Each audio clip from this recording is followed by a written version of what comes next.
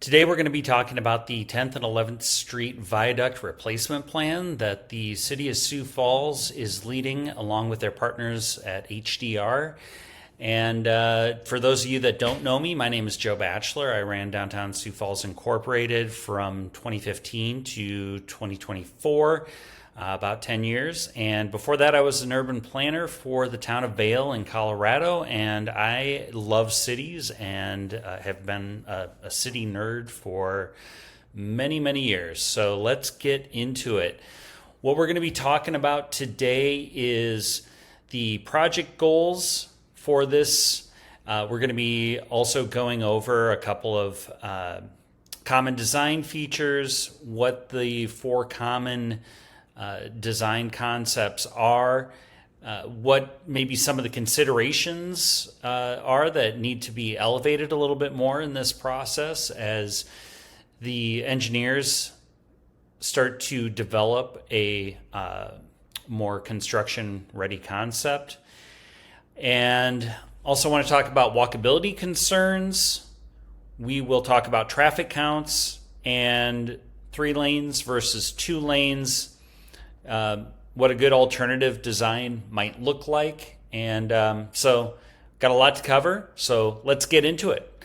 Okay, so first, you can see in this slide the overview images of the viaducts. You got 10th Street and 11th Street. They are one-way streets. They are elevated over the river and the rail yard. And it's a pretty large distance. It's about a quarter of a mile, 0.3 miles. It's a long span, and when you have bridges for that long, they can be expensive. So this is a massive project. It's going to last for 50 to 75 years, and so it's really important that we get this right. I want to just take a moment to pause and encourage you to go to 1011viaductstudy.com. There's a lot of resources there. Traffic studies, one-pagers, anything and everything there. You can also leave your feedback for engineers to take into consideration as they move along down the process of developing a final concept. Project goals. The main goals for this project are to maintain efficiency, maintain connectivity, hopefully enhance connectivity for all modes of transportation. And safety is also a top goal. Maintaining livability, there's environmental concerns as well. And just making sure that the overall system isn't too negatively impacted by what design is put forward. Traffic engineers don't want to see a design put forward that's going to create traffic jams in other parts of the city. And then lastly, one of the goals is to support downtown as an accessible, vibrant, and walkable place. So we want to make sure that the viaducts are supporting that. And I would also put in there that economic viability is one of the goals as well. I skipped over that, and I think that that's a really important one. And here's why. We need to make sure that what we're building is going to encourage development, is going to enhance the business environment, and might even help support entrepreneurship in this area. I think when a public project is done right, it checks those boxes. So we need to make sure that whatever is done is not having a negative impact. Hopefully it's having a positive impact on commerce in and around the downtown area. Okay, so common design features, some of the things that you'll see in common with all of the options that were presented to the public are that this is a split alignment. That means that 10th and 11th Street are split at 2nd Avenue, and then they come together on the east side. They meet back up right around Franklin Avenue, typically. There are 3 lanes of traffic in each direction. Reed Street also is connected. That connection is maintained. So there's that connection at 10th Street in all of these options. However, 3rd Avenue is not connected. You can see in that lower picture right now, 3rd Avenue curves underneath the 11th Street Viaduct and connects with 2nd Avenue. The designs all have 3rd Avenue terminating in a cul-de-sac behind the post office there near that tower apartment by the river. So those are all common features with the various designs. So let's take a look at these designs. Here's the first option. This is an offset option with new viaducts going on the inside of where the current ones are. This allows for ease of logistics with construction mainly, and it's basically a copy and paste approach. It's one of the cheapest options. It is estimated to be $108.5 million. Yeah, I said it was the cheapest option. $108.5 million. So this is going to cost a lot of money, but like I said, this is a massive project. This one doesn't really excite me that much. Copy and paste, it's just something that I think we could do better, quite frankly. So you'll see the red area in this image is all elevated. Those are bridge. That's basically all bridge work. And then yellow is when the viaducts return back to grade or the surface. And then in the bottom, you can see the graph that profiles what that elevation change looks like.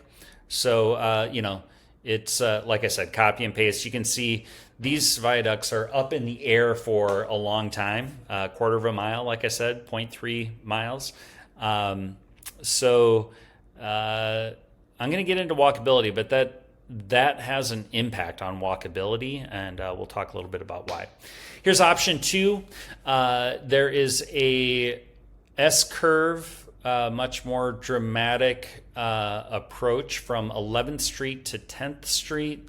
And I think you would think that this would save on some construction costs by marrying up the viaducts closer to one another before they span the railroad tracks. But the cost of this is $118 million. Of course, these estimates are going to be low when the final bill comes in. I'm sure it's going to be more than that. But anyways, this one, the main advantage here is that it creates some development opportunity just south of the 11th Street Viaduct. You can see where it says parking lot just south of the 11th Street Viaduct between the Greenway and the rail yard.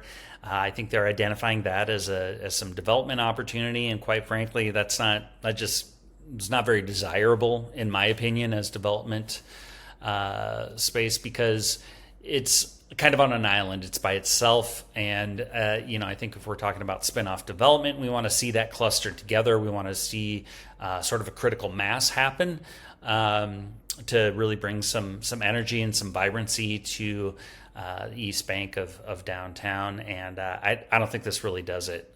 So not terribly impressed with this proposal. And then you have option 3. Option 3 is a little bit of a Jekyll and Hyde proposal, in my opinion. The area east of the railroad tracks is a hot mess, in my opinion, and to the west is great. Look at that profile down there. You see those big green blocks? That's essentially going to drop something like a Berlin Wall through the River Line and Whittier neighborhood, and that's just a huge mistake, in my opinion. What they're trying to do is create some separation with Franklin Avenue. You create a bit of an underpass there for cars and pedestrians to go from north to south and vice versa, but to have that visual barrier there with the viaducts elevated like that, it would just be a disaster for walkability, in my opinion. But you look at the east side, you look at the west side, and I love 10th Street going straight across the river. That opens up a lot more land north of the viaducts for development. I think you can get a lot more spin-off development up there, create that vibrancy like I was talking about. So I like that. So we're going to take a look at option option four takes the best of that design and eliminates the worst of it. I like this one. This one's my favorite by far. Like I said, it creates that spin-off development. Oh, and by the way, the previous design estimated at $170 million. This one is estimated at $109 million. So basically tied for being the cheapest option, if you will. The one thing I don't like about this, though, is that you have Reed Street protruding south, bridge extension to connect to the East 10th Street Bridge, and kind of creating a little bit of a tunnel effect there with the Greenway. And I'm not a big fan of that. I think that we need to have unobstructed open space. And so I would like to see Reed Street follow the old railroad alignment where there is a walking path. There's a walking path that you can kind of see there's a little bit of a triangular building by Reed Street. If Reed Street were to kind of continue to the southeast and then connect with 10th Street, that would be more desirable in my opinion. And so I want to show some ideas for how to make that happen. So with that, I think walkability is really important here. If we want spin-off development, you got to have walkability to make that work. And this offers good option again for clustering some of that spin-off development and creating some good street life there. I talked about that quarter-mile span, and there's a bit of a psychological trick that plays when you don't have visual access or physical access as easily as one would like. When you can't see your destination, that's a problem. And it just creates an uncomfortable situation where you're not quite sure what you might encounter along the way. Not saying that this is dangerous, but this is just something that is a natural knee-jerk reaction that a lot of people experience in general when they might not have visual access to a space. We're talking about a walkway that's 4 feet wide. It's 20 to 30 feet in the air. It goes a quarter of a mile. You got one way in, one way out. I think we can do better than that. And I think that we really need to elevate walkability as a priority as we move forward through this design process. So we talked about the lanes a little bit. I want to dive into that a little bit more. It is proposed to have 3 lanes in each direction. Although you look at historic traffic count data and you could accommodate 2 lanes. So yeah, here, let's take a look at this. This is some of that historic data. You'll see here that the population's increased 46% in the last 20 years, but traffic counts have gone down 24% in downtown. And downtown has 3 lanes in each direction. You get outside of downtown, west of Grange Avenue. You look on this graph here where I've got that dotted line circling a dark red peak. This is an area of West 12th Street where there are 2 lanes in each direction. And West 12th Street accommodates this traffic volume pretty easily for the most part. And I just don't think we need 3 lanes necessarily to accommodate the traffic projections that traffic engineers are estimating. But I think there could be one clear advantage with keeping 3 lanes, and that is that it would provide the opportunity to have a dedicated bus lane from West 12th Street to East 10th Street. And with a dedicated bus lane, we could create a frequent bus route that goes every, ideally it would be every 5 minutes. That's really expensive to operate, but at a minimum every 15 minutes. And this is also known as bus rapid transit. But if we were to take our hub and spoke model, which is a bit of an antiquated model, and we made that a trunk and feeder system, it would serve Sioux Falls better, and here's why. It kind of goes to the reason why traffic counts have decreased over the last 20 years, and it's because we are no longer a monocentric city. We are polycentric. We have lots of options for shopping, for work, for living, and people on the east side don't necessarily have to go to the west side anymore for shopping. We've got Dolly Farms over there. We've got multiple Walmarts now. I think we have 4 Walmarts. 20 years ago, I think we only had 1 Walmart. We've got a Costco. So shopping options have changed. Work options have changed. Downtown really only makes up a small portion of the market. About a tenth of the workforce is there. And I think it's even less than that when you look at how many residents are in downtown compared to the rest of the city. Downtown's not what it used to be like in the 1950s. When I say not what it used to be, I mean that like relative to the rest of the city. In the 1950s, like downtown was it. That was where everybody went to work for the most part. It's not like that anymore. So I think that we need a transit system that serves a polycentric city a lot better. And I think having a frequent service bus route from West 12th Street to East 10th Street would get us there. So I think the 3 lanes would be good. If we went to 2 lanes, it'd make it really difficult.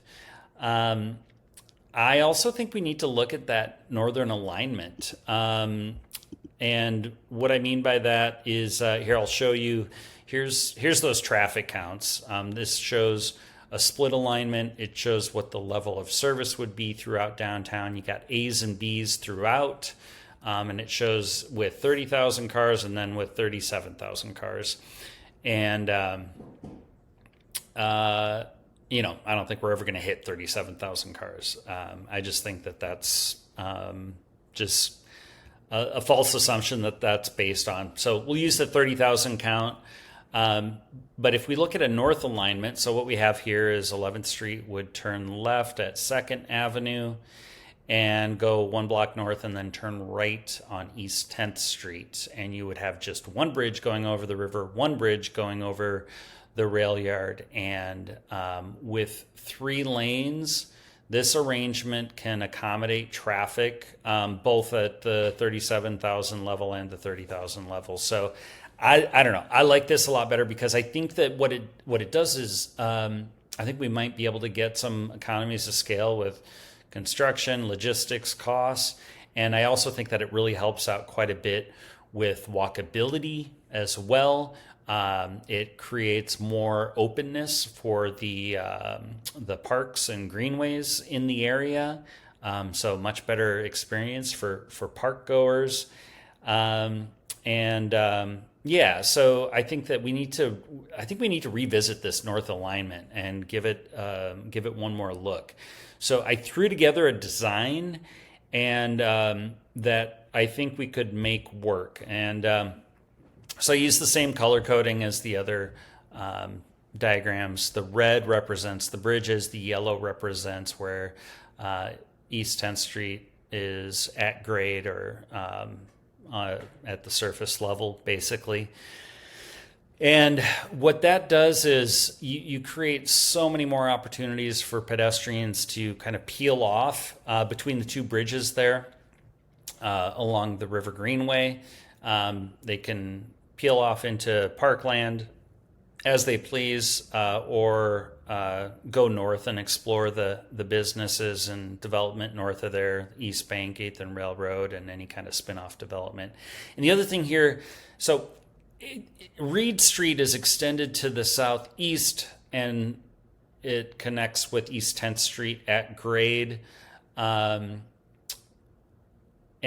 what that does is that opens up this space right by the River Greenway, where Reed Street currently is. And man, I think if you could have another large mixed-use building right by the river, that's kind of the name of the game is development. Downtown's pretty hot right now, and I think you could create a pretty special development right there.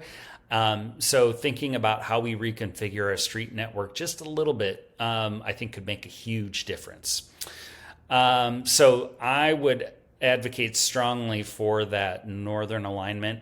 The other thing here that I want to point out is you got a shorter bridge span over the rail yard. And with that shorter bridge span, you have greater physical access, greater visual access as well, and it makes it just a little bit more inviting for pedestrians to get up and over the rail yard. And I think it just provides a lot better connectivity with